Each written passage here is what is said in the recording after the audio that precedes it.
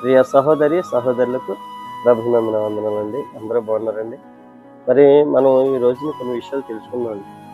ఎందుకంటే లోకంలో మనం ప్రతిదాన్ని కూడా చూసిన ప్రతిదాన్ని కూడా మనం ఆశిస్తాం. ఎందుకంటే ఒక మానవుడిగా మనం లోకంలో ప్రతిదాన్ని కూడా ఆశిస్తామండి.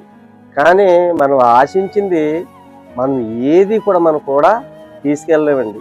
ఒకానొక రోజు మనం చనిపోతాం. మనం ఎలాగైతే పుట్టుతామో అలాగే మనకు సావు కూడా పుట్టిందండి. మనల్ని చంపేయడానికి మనిషి పుట్టుకతోనే సావు కూడా పుట్టింది. అయితే ప్రతిదీ ఆశపడతాం, ఏది పట్టుకెళ్ళమని మన అందరికీ తెలిసింది.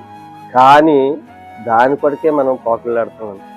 కానీ ఇవాళ ప్రతి దాని గురించి మనం పోకలాడడానికంటే మరి యేసయ్య గురించి మనం పోకలాడితే, ఆయన రాజ్యాన్ని గురించి మనం పోకలాడితే, మరి రేపన్న రోజున మనకి ఆయన యొక్క పరిశుద్ధ మరి ఇందులో ఆ యొక్క పరిశుద్ధ పట్టణంలో మనం ప్రవేశించగలే మరి గొప్ప గొప్ప అనుభూతి మనం పొందుకుంటాం.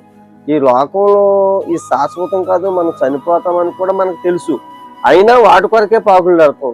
శాశ్వతమైన రాజ్యం కొరకు మనం అసలు పాకులాడతామండి? అస్సలు పాకులాడతామా? పాకులాడడం. ఎందుకంటే మనం లోకంలో ఉన్నది అది ఏంటంటే మంచిని విడిచిపెట్టేస్తాం, చెడుని మనం ఎక్కువ సంకనేసుకుంటాం.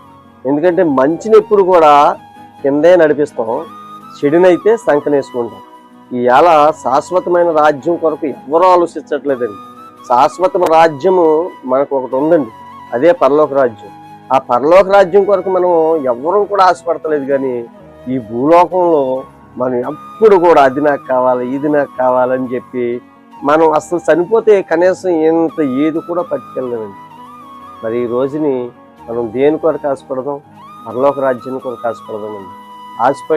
ఆశపడినట్లయితే ఈ రోజునే మనం తీర్మానం తీసుకుని, ప్రభువా మనం ఈ రోజు నుంచి నేను పరలోక రాజ్యం కొరకు ఆశపడతాను ప్రభు అని మరి ఎవరికి మనం తీర్మానం తీసుకుందామండి. ఈ కొద్ది వాక్యం దేవుడు దీవించుగా.